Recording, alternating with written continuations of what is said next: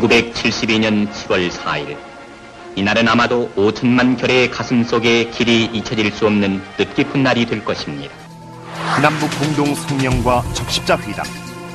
한반도에도 이제 평화가 도래하는 듯했다. 그러나 희망은 오래가지 못했다. 평화와 공존을 이야기하던 바로 그들이 우리의 땅 밑에 굴을 파고 있었던 것이다. 스스로의 이미지를 두더지로 전락시킨 북한의 땅굴. 그 배경과 실체를 파헤쳐본다.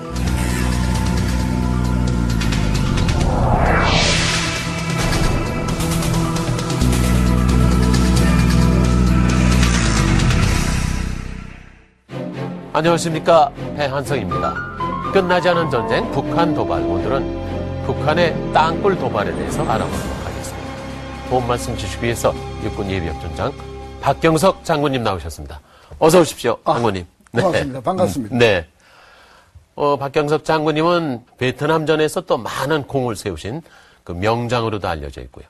그리고 시인, 소설가, 도대체 하시는 일이 얼마나 되시는 건지 워낙 다양한 분야에서 활동하셨기 때문에 오늘 들을 얘기도 많겠다 싶은데, 우선 말이죠, 군복무 시절에 북한의 그 땅굴과 관련된 그 얘기부터 좀 시작을 해 주시죠. 우리가 1965년도에 월남에 파병했잖아요. 네. 예, 맹호부대, 청년부대. 그 뒤 이어서 이제 백마부대가 이제 투입이 됐습니다. 네. 근데 거기에서 우리 한국군이 맹활약을 했죠. 그래서 소부대 전투 지휘관에 의해서 수색정찰 매복이 발달이 됐어요. 아, 정찰과 매복이요. 예. 네.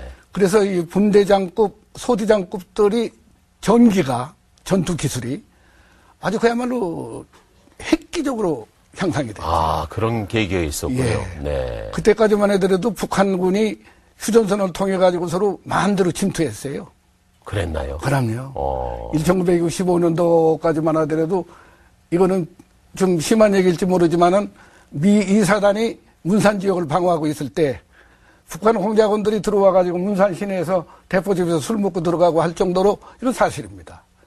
그렇게 엉성했던 것이 네. 1966년 말부터 67년, 8년 우리 맹호 청령 백마 요원들이 귀국하면서 네. 수색정찰이 발전되고 매복이 잘 되니까 이민구들이 긴장을 했나요? 긴장이 아니고 완전히 선멸됐죠. 아, 예. 68년도에 28사단에서는 28명을 사살했습니다. 예. 그러니까 지상 침투가 안 되죠. 아. 그러니까 지상 침투가 안 되니까 해상 침투도 힘들고 지상 침투도 안 되니까 네. 땅굴 팔 수밖에요. 그래서 땅굴이 그때부터 시도된 걸로 저는 파악하고 있습니다. 네. 하여튼 뭐 분단 이후에 북한은 육해공을 막론하고 많은 그 다양한 도발을 저질러 왔지 않습니까? 예. 그러다가 드디어 1970년대엔 땅굴까지 파괴됐는데 말이죠. 예. 그 시기에 땅굴까지 파야 했던 어떤 배경, 이유, 그런 건 어떻게 분석이 되나요? 그러니까 베트남전에서의 분대장급, 소대장급, 초급 지휘관들의 정기가 향상되고 경험이 풍부해지기 때문에 DMZ의 주도권은 완전히 우리가 잡았어요. 아, 그 당시요? 예. 네. 67년부터 68년, 9년 사이에. 그러니까 완전히 지상 침투가 불가능하게 됐죠. 그러니까 북한군으로서는 땅굴을 파서 침투를 시도하겠다고 하는 것이 이루어질 수밖에 없죠. 아, 네, 네. 그러면 전혀 그 전에는 그런 뭐라 그럴까요? 어떤 그 기미라든지 무슨 정보 같은 게 전혀 없었습니까? 예, 우리한테 우리가 많은 간첩도 잡고 또 공비도 잡았지만은 땅굴을 파기 시작했다는 증언은 한 번도 포착한 적이 없습니다. 네. 땅 밑으로 굴을 파서 침투하겠다는 이 어처구니 없는 만행은 과연 어떻게 발각이 된 것일까요? 화면으로 정리해 봤습니다. 제1땅굴의 발견은 당시 우리 사회에 큰 충격을 던졌다. 이 북괴의 남침 기습로는 폭이 1m, 높이가 1.2m가량 되는 반영구적인 콘크리트 슬라브였습니다. 실로 우리에게 큰 충격을 안겨다 준 이 땅굴은 북괴의 새로운 도발 양상이 아닐 수 없습니다. 땅 밑으로 침투한다는 발상 자체도 경악스러웠지만 무엇보다 그 규모와 구조가 심상치 않았던 북한의 땅굴.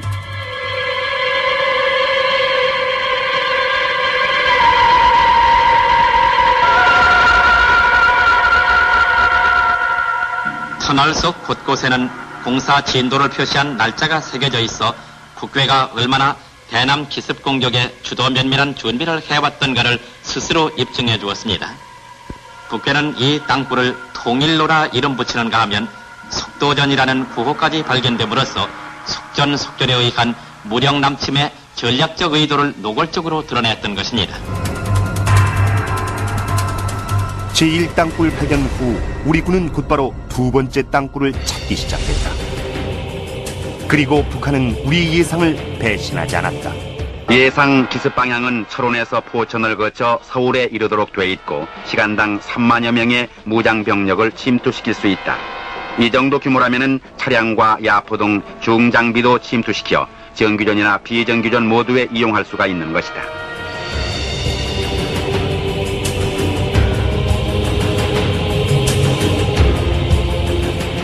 한 시간에 일개 사단급 병력이 침투할 수 있는 땅굴.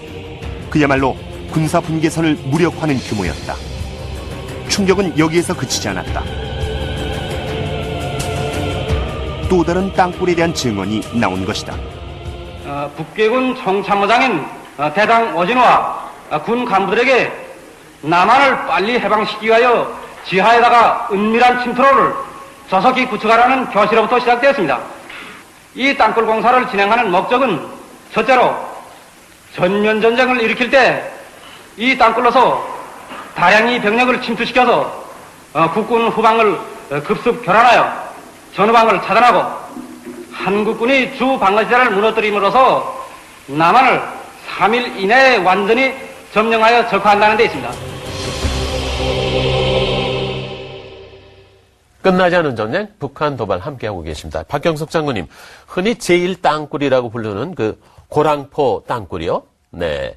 그 발견 과정부터 좀 말씀해 주시죠. 제1땅굴이죠? 그게 첫 번째 제1땅굴 발견된? 처음에 발견된 건데 그것은 이제 본격적인 지하를 굴착한 땅굴이 아니고 네. 세멘 콘크리트를 조립해가지고 서로 침투한 소규모 땅굴이에요. 네. 그래, 그것은 애당초 이제 우리 수색 정찰을 하다가 땅 밑에서 이상하게 김이 솟아오르는 것을 발견을 해가지고 서로 수상하다 해가지고 서로 파기 시작했지요. 아, 그러니까 김이 올라왔습니까? 예, 그렇습니다. 네. 그러니까 그것은 뭐 땅 밑에 있는 게 아니고 그냥 뭐 한 80cm, 1m 밑에 이제 구조물로 해서 접근을 했기 때문에 금방 발견된 거죠. 어쨌든 우연히 발견됐다는 게 아주 중요한 그렇죠. 거죠. 우리 정찰병들이 수색 정찰을 하다가 기미가 이상하다. 기미 무럭무럭 난다. 여기 한번 파봐야 되겠다. 그러니까 파니까 세멘 콘크리트 구조물이 나왔죠. 그리고 거기에서 이제 제1땅굴을 발견한 네. 겁니다. 전쟁의 역사까지 거슬러 올라갈 일은 아닙니다만 평화시의 국경을 통과하기 위해서 국경을 통과해서 침공을 하기 위해서 땅굴을 판 그런 예가 있었습니까? 예, 저는 뭐 전혀 상상을 못하고 이 전쟁을 할 때, 전투를 할 때 하나의 수단으로서 땅굴 판 예는 많습니다. 네. 베트남 전쟁 그 이전에 그 DMBM프에서 호지명 군이 프랑스 군의 DMBM프로 침공하기 위해서 땅굴을 파가지고 공격을 했죠. 아, 그건 전쟁을 하면서요? 네. 전투를 하면서 침투를 용이하게 하기 위한 그런 행동은 덜어 있었어요. 네. 그러나 평화시에 국경을 통과한 그런 침투는 제가 듣기도 처음이에요. 네. 우리도 전혀 국방부에서도 전혀 북한 당국이 7.4 공동성명이다 뭐다 해서 평화의장공세로 나오는 마당에 땅굴을 팠으리라는 예측은 아무도 못했죠. 네. 네. 제2 땅굴은 흔히 철원 땅굴로 알려져 있지 않습니까? 그리고 그 철원 땅굴에서 장군님이 많은 그 활약을 하신 거로 되어 있습니다. 당시 복무는 어디서 하셨는지요? 75년도 3월 달에 제2땅굴이 발견이 됐잖아요. 네. 그 이전에 74년도, 73년도부터 이미 우리 수색정찰 때나 매복조에 의해서 땅 밑에서 이상한 쿵쿵 소리가 난다. 그래서 여러 번 보고가 돼서 설마 땅굴이 땅굴까지 네. 있겠느냐 하는 그 의구심을 갖고 있었던 차에 74년 11월 달에 제1땅굴 고랑포에서 발견하니까 아니다. 이거는 분명히 북한이 땅굴을 파기 위한 기도를 하고 있구나. 아, 네. 그렇게 발견해서 본격적으로 이제 그 제2땅굴 탐색에 나섰죠. 네. 그 말씀하신 대로 본격 탐색과 시추 작업이 어떻게 진행됐는지 그 과정 설명도 부탁드리겠습니다. 제1땅굴이 발견되니까 제2땅굴도 이건 틀림없이 이거는 있을 것이다. 네. 그렇다면 특수임무부대를 만들어서 본격적으로 해야 된다. 그래서 이제 내가 이제 1975년도 1월 1일부로 준장으로 진국과 동시에 땅굴 개척 특수임무부대장으로 명령을 받아가지고서로 철원 DMZ 안으로 들어갔습니다. 아, 네. 그리고 DMZ 안에서 이제 그 특수임무부대라는 것이 첫째 5군단 공병, 4단 공병, 네. 광업진흥공사 시추팀, 아, 예. 그리고 이제 민간인들이 또 많았어요. 그 천주교 신부를 비롯해서 민간인들도 그 땅굴에 대해서 관심이 많아서 모여들어가지고 여기 있다 저기 있다 해가지고 서로 이제 그 사람들이 이제 그 예측하는 장소도 예. 구멍마다 광업진흥공사 시추팀에 의해서 다 뚫었죠. 그런데 이제 1월 초에 드디어 광업진흥공사 시추팀에 의해서 그 땅굴이 발견됩니다.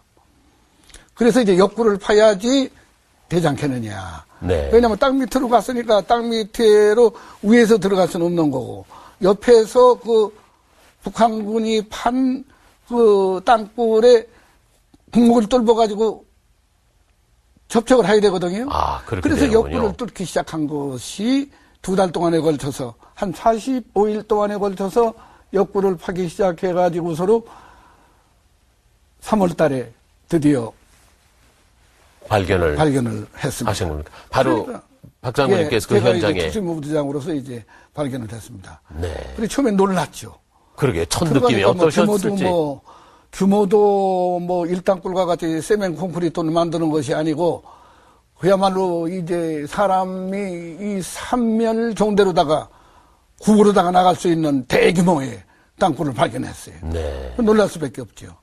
그럼 만약, 가상입니다만, 만약 그 땅굴을 활용해서 남한으로 침투를 했다 그러면 그 규모라든지 그게 저는 상상이 안 가는데요. 아주 규모로 봐서는 경보병 사단 1개 사단 병력이 1시간 내에 통과할 수 있습니다. 네. 그러면 2시간이면 군단 병력이 통과될 수 있다는 대규모죠.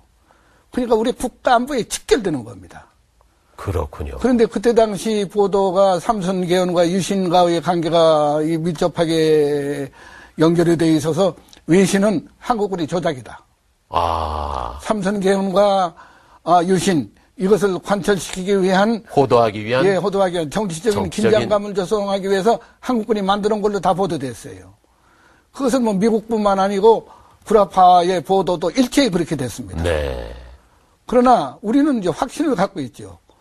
이제 내가 특수임무부대장으로 그 천공을 보니까 북한에서 북쪽에서 천공을 뚫은 흔적이 있고. 천공이라는 것은 예, 다이나마이트로다가 이제 그 폭파하려면 구멍을 뚫습니다. 구멍을 뚫는, 네. 그걸 천공이라고 합니다. 아, 예. 그 천공 속에 다이나마이트로 넣어서 이제 폭발시키면 폭발이 되거든요. 네. 그럼 국군이 만약에 그것을 조작한 거라면은 그 천공이 남쪽에서 북쪽으로 가야 되는 거지. 예. 뉴욕타임스, 워싱턴 포스트, 런던 타임스 세계 유수의 특파원들이 다 왔습니다. 네. 그럼 매일 그 특파원들한테 대해서 제가 브리핑을 했지요. 예. 마침내는 미국에서 태평양 지역 사령관을 위시해서 미 육군 참모총장이 직접 대표로 왔어요. 아, 네. 그래서 제가 이제 땅굴 속에 들어가가지고 미 육군 참모총장과 5군단장 이건영 장군하고 같이 땅굴 속에 들어가가지고 땅굴에 뭐라고 설명했는가 하면은 그 장군은 지금 이 천공이 어디에 뚫어져 있는가 한번 확인하십시오. 그러니까 참모총장이 북쪽에서 남쪽으로 천공이 뚫려 있는 걸 확인한 다음부터 무릎을 탁 쳐요. 그러니까 미국 측 미국 육군 참모총장이 육군 참모총장 직접 네. 무릎을 탁 치면서 이거는 한국군에 의한 조작이 아니다.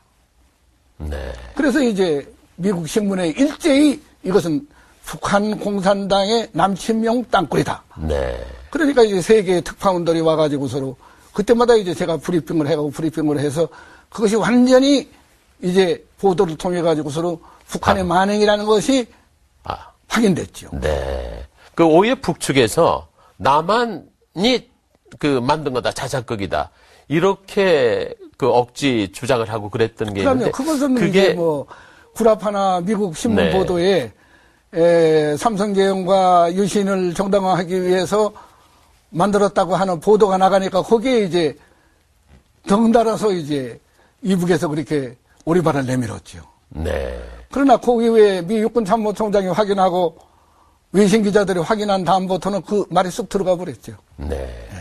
당시 이제 7.4 남북 공동성명 이런 거로 해서 남북이 뭔가 그 평화적인 분위기 이런 것도 있고 그랬단 말이죠. 근데 그런 것이 다 북한의 어떤 위장이었구나. 이런 걸 알고 우리 많은 국민들이 이제 분노했고요. 아울러서 그 우리 군의 그 분노도 대단했을 것 같은데 그 분위기도 좀 전해 주시죠. 그래서 이제 군대에서는 올 것이 왔다. 항상 우리는 경계해야 된다. 북한은 무슨 공동성명이다. 무슨 평화협정이다. 비핵화 선언이다. 나는 한 번도 그것을 믿은 적이 없습니다. 네, 네. 앞으로도 마찬가지예요. 발굴 과정의 어려움도 참 많았겠다 하는 생각도 드는데요. 그냥 쉽게 뭐 툭툭툭툭 파고 들어갔더니 뽕 하고 뭐 발견되고 그런 건 아니지 않겠습니까? 예, 그런데 이제 문제는 뭔가 하면은 옆구를 파가지고 서로 이 갱도 봉구라고 접근을 했지 않습니까? 네. 그리고 처음은 모르고 서로 이제 그 구례 안에 사람을 병력을 집어넣었더니 거기 지뢰밭을 만들었어요. 그래서 지뢰가 터지는 거예요. 그럼 지뢰밭을 만들었다는 것은 이미 발각됐다는 것을 알았기 때문에 지뢰를 설치해 놓은 거 아닐까요? 옆구를 파고 옆구리 금방 뚫어지기 시작하자 북한에서는 거기다 지뢰를 묻고 800m 이상을 갖다가 지뢰밭을 만들고 도망갔어요. 예. 그리고 DMZ 중앙분계선에다 딱 콘크리트로다가 막아버렸죠. 네. 그리고 830m라는 공간을 개척해야 되지 않겠어요? 그러니까 그 지뢰밭을 개척하기 위한 작업이 또 3개월 걸렸습니다. 그랬군요. 하루에 20m. 근데 폭파하고 난 다음부터 그 연기를 빼고 폭연을 빼는데 그것이 대공사예요. 예. 파이프를 넣어가지고 서로 거기에서 이제 공기를 갖다가 빼고 또 폭파하고 빼고 하는데 그렇게 오래 걸렸습니다. 네. 우리 현장에 있던 장병들이나 이런 분들의 어떤 그 피해 같은 건 예, 피해가 좀 있었습니다. 네. 예, 많은 피해는 아니지만은, 순직자도 생겼고, 네. 전상자도 생겼고, 예. 그런 그 불행한 일도 있었습니다. 네. 육상과 해상은 물론 하늘에서 일으킨 도발도 모자라서 땅굴까지 판 북한. 그러나 우리 군의 추적도 계속됐습니다. 북한은 파고 우리는 추적을 계속한 땅굴 사건 영상으로 정리를 해봤습니다.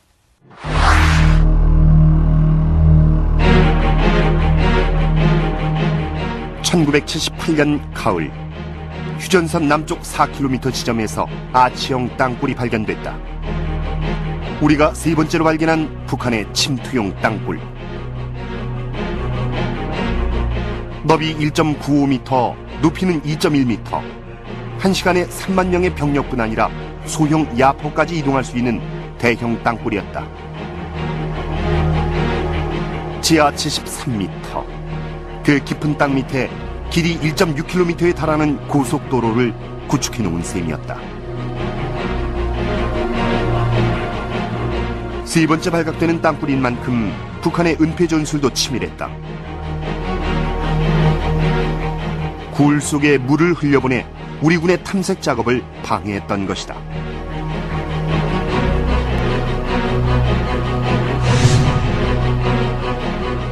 땅굴에 대한 북한의 집착은 시대의 변화에도 아랑곳 없었다.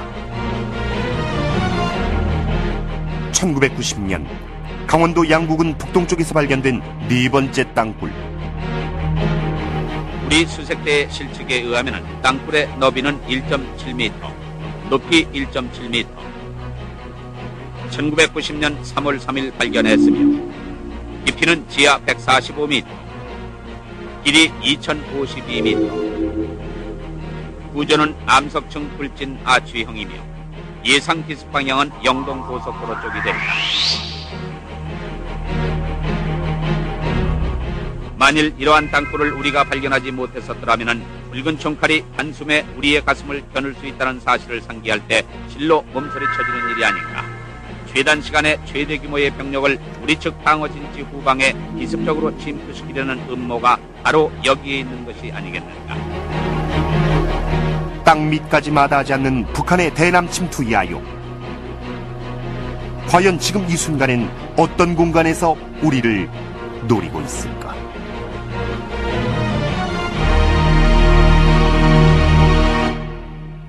끝나지 않은 전쟁 북한 도발 함께하고 계십니다. 박 장군님, 78년에 세 번째 땅굴이 발견되는데요. 그때도 어떤 정보나 징후가 있었던 겁니까? 애당초 우리가 전쟁을 하려면은 공격자의 접근로라는 게 있습니다. 우리 한반도의 그 38선을 기준으로 해서 남쪽이나 북쪽이나 각각 공격을 하려면은 예상 접근로가 있어요. 아, 예상 접근로요. 네, 공격을 하려면은 반드시 목표를 달성하기 위한 접근로가 있는데 그 접근로가 가장 중요한 접근로가 철원 서울 접근로. 아, 예. 다음에 개성 운산 접근로. 아, 네. 다음에 화천 양구 춘천 접근로. 이게 한 세 가지가 이제 우리가 분류가 됩니다. 네. 그래서 이제 철원 땅굴은 이제 발견된 다음에 그렇다면 북한이 노리는 것이 어디겠느냐. 그럼 북한이 접근로 위주로 해서 땅굴을 패서 남쪽에 침투하기 위한 기동 아니겠느냐. 네. 그렇다면 문산 서울 접근로도 아마 있을 것이다 해가지고 서로 관심이 집중됐죠. 네. 그래서 이제 역시 우리 정찰대라든가 또는 의심스러운데 쿵쿵거리는 거를 이제 시추하기 시작해가지고 마침내 78년도에 중요한 제3땅굴을 발견하게 됐습니다. 네. 북한의 땅굴 침투는 3번이나 있었고요. 또 세계적으로 비난도 받았고 정말 어떻게 망신이랄까 이런 것도 당했고 그러기 때문에 더 이상 없지 않았을까 이런 생각도 할 수 있었는데요. 1990년에 네 번째 땅굴이 발견되게 되죠. 맞습니다. 네. 그것도 역시 침투용으로 한 땅굴이 맞는 거겠죠. 아, 당연합니다. 제2, 제3, 제4, 이 3개 땅굴은 완전히 경보용 사단을 1시간에 통과시킬 수 있는 아주 침투 공격용 땅굴이에요. 네. 더군다나 또 양구 쪽에 역시 접근로의 하나입니다. 중부 산악지대, 중동부 산악지대, 동해안 침공 부대와의 합동작전으로 해서도 필요한 접근로지요. 네. 그러니까 제3 접근로가 되죠. 제1 접근로가 개성 서울, 다음에 제2 접근로가 철원 서울, 아, 네. 제3 접근로가 화천 양구 화천. 쪽에서 춘천으로 향하는 중동부 전선. 네. 그러니까 우리 국군이 역시 제3 접근로도 무시할 수가 없어가지고 탐색 작업을 시작한 것이에요. 네. 그래서 탐색 결과 역시 거기에서도 발견돼가지고 제4 땅굴을 마침내 1990년도에 발견하기에 이릅니다. 네. 70년대에서 90년대는 변화가 많았습니다. 특히 89년에 독일이 통일이 됐고요. 그리고 동구권 그 사회주의 국가도 몰락되면서 냉전 체제가 해체됐는데 말이죠. 그런 시대에 북한이 이렇게 땅굴을 팠다는 것을 어떻게 해석을 해야 될까요? 이 북한 당국은 평화 모드나 세계 정세나 어떤 냉전 냉전 이런 거 전혀 관여하지 않고 제일 목표도 남침해서 적화하겠다. 네. 최종 목표도 남침해서 적화하겠다. 오로지 그것뿐이에요. 그렇기 때문에 우리는 항상 대비를 하게 되죠. 제4 땅굴은 1990년도에 우리가 발견했지만은 네. 그 전부터 불착을 시작한 것 같습니다. 그렇다 그러면 지금이라고 해서 땅굴을 안 파고 있다. 이렇게 단정을 할 수도 없고 생각해서도 안 될 것 같은데요. 오늘 마무리 말씀으로 좀 그런 말씀도 듣고 싶습니다. 여기 두 가지 얘기가 성립이 됩니다. 네. 첫째는 지금 첫 번째 말씀하신 것처럼 지금 북한이 땅굴을 파고 있다고 하는 개연성이 충분합니다. 지금도요. 예. 없다고 볼 수는 없습니다. 그러나 또 한 가지 두 번째 말씀할 게 있습니다. 지금 한간에는 여러 가지 연비가 생기고 있어요. 심지어 민간인 단체에서는 서울역 앞에도 땅굴 징후가 있다, 청와대에도 있다, 어디에도 있다 해가지고 서로 아주 위기를 조성해요. 그리고 국방부에서 열심히 땅굴 시추를 위해서 그 확인을 위해서 우리가 국방부에서 노력을 하고 있습니다. 네. 그런데도 불구하고 일부 민간인 단체는 전혀 그것을 믿지 않고 서울역에도 있다, 청와대도 있다, 어디에도 있다 해가지고 서로 위기감을 조성하는데 그거는 저는 반대입니다. 철저하게 국방부의 조사 결과를 믿는 것이 우리의 자세라고 생각을 합니다. 네. 그러나 마지막으로 얘기할 것은 반드시 북한이 이러한 정세, 지금의 정세라고 해서 땅굴 굴착을 안 한다고 단정할 수 없다는 명백한 사실입니다. 땅굴 도발 외에 어떤 도발도 그렇습니다. 우리 국민들이 어떻게 대비를 해야 될지 군의 원로시니까요. 그런 말씀도 듣고 싶습니다. 우리가 현실에서 좋은 교훈을 얻고 있습니다. 네. 천안함 폭침, 네. 연평도 포격 사건. 네. 여기에서 보면 적나라하게 북한의 기도를 알 수 있습니다. 우리 국민들은 북한에 현역돼서는 안 됩니다. 언제든지 평화의 가면을 쓰고 적화 통일 야욕을 버리지 못합니다. 저는 비교적 예비역 장군 중에서도 약간의 진보성을 갖고 있다는 평을 받는 사람이라도 천안함 폭침과 연평도 포격 사건을 계기로 해서 이건 안 되겠다. 이건 철저하게 대비돼야 되겠다. 그래 나는 지금 국방부 당국에서 현재 육해공군을 통한 대비 태세가 네. 흡족합니다. 앞으로도 이 자세를 누그러뜨리지 않고 국군 장병이 계속 북한의 야욕을 갖다가 의식해서 대비한다면은 대한민국은 선진국을 향할 것입니다. 네. 박경석 장군님 오늘 좋은 말씀 대단히 감사합니다. 잘 들었습니다. 고맙습니다. 네. 자, 남침을 위해서라면 물 미치든 땅 미치든 모든 것을 가리지 않는 것이 북한이라는 것을 다시 알게 됩니다. 그리고 북한의 남침 야욕은 결코 꺾이지 않을 것입니다. 지금 이 순간도 북한은 어떤 남침 경로를 생각하고 있을까요? 끝나지 않은 전쟁 북한 도발. 다음 시간에 뵙겠습니다. 고맙습니다.